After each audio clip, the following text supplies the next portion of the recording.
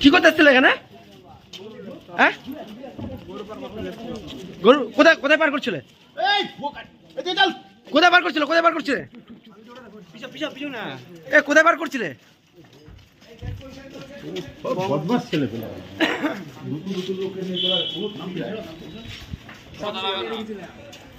ছবিটা আগে পেয়েছিল না?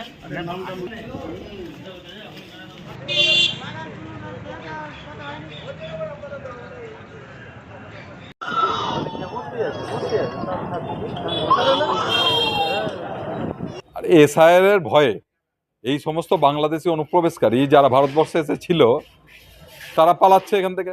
এই গুলশন বস্তি থেকে আরম্ভ করে যে বিভিন্ন বস্তিগুলো পশ্চিমবঙ্গে আছে, সেখানগুলো বস্তিগুলো রাতারাতি ফাঁকা হয়ে যাচ্ছে, সেগুলো পালিয়ে বাংলাদেশে ঢুকতে যাচ্ছিল। তখন এখানকার পুলিশ ধরেছে। আগে পুলিশ এদের ব্যবস্থা নিত না, কিন্তু এসআইআর হওয়াতে এটা এমনভাবে সামনে চলে এসছে মিডিয়ার মাধ্যমে, বাধ্য হয়ে আজকে তাদের অ্যারেস্ট করতে বাধ্য হয়েছে। দেখুন, বিজেপি কি বলছে, বিজেপির কথার উত্তর এই জন্য দেবো না, ওদের একটা ছকে বাঁধা ওদের বিরোধী দলনেতা বলে আসছে রোহিঙ্গা বাংলাদেশি, ওরা ওর বাইরে যেতে পারছে না। আমরা যেটা সামগ্রিকভাবে যেটা দেখছি যে যত বিদেশি যারা বলা হচ্ছে তাদেরকে টোটালটাই ধরছে পুলিশ। এবং প্রথম কথা, আমাদের যে বিএসএফ কীভাবে এদেরকে অ্যালাউ করলো, এখানে পুলিশই তো ধরে দিচ্ছে।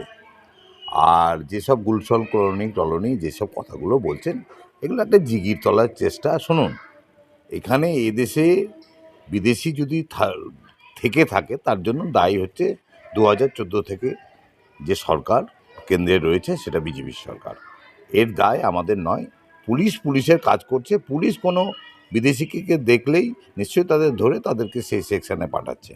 আর বাকি যে জিনিসগুলো আপনারা দেখছেন যে বিজেপি এসব অপপ্রচার করছে, এই অপপ্রচারে পশ্চিমবাংলার প্রকৃত ভোটারদেরকে স্বতন্ত্র করার যে অপপ্রচার, সেই অপপ্রচার করে বিজেপি পশ্চিমবাংলায় রাজনীতিতে বা বিজেপি পশ্চিমবাংলার মানুষের মনে যেতে পারবে না।